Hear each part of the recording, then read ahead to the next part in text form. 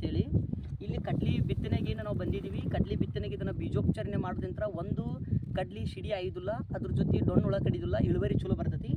ಇದು ಅಗ್ರೋಮೋರ್ ಐತಲ್ಲ ಯಾವ ಥರ ಬರ್ತೈತಿ ಅಂತೇಳಿ ನಾನು ನಿಮ್ಗೆ ತೋರಿಸಿ ನೋಡಿರಿ. ಇದು ಟೋಟಲ್ ಇಲ್ಲಿ ಕಾಳು ಇರೋದು 35 kg ಇದ್ದಿದ್ದು, 30 kg 35 kg. 1 kgಗೆ 5 ml ಹಾಕಬೇಕು. ಇದು 80 ml ಇದ್ದಿದ್ದು. ಈ 80 ml ನಾವು ಇದನ್ನು ಹಾಕ್ತೇನಂತ. ಈ ಥರ ಟೋಟಲ್ ಇದು ಬ್ಲಾಕ್ ಬರ್ತೈತಿ.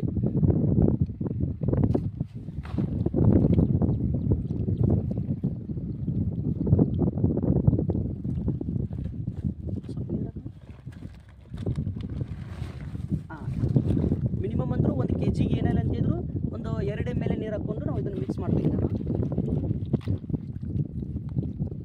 ಇದನ್ನೇನು ಮಾಡಬೇಕು, ಈಗ ಉಲ್ಟಾ ಇದು ಮಾಡಬೇಕು.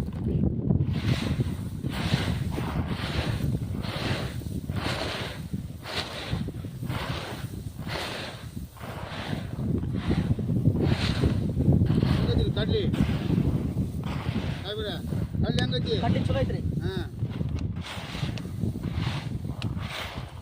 2 ಬಾರಿ 3 ಬಾರಿ ನಾವು ಏನು ಮಾಡ್ಬೇಕಿದ್ರೆ ಹಿಂಗೆ ಕಡ್ಡಾಡ್ಬೇಕು. ಸ್ವಲ್ಪ ಕಡ್ಲಿ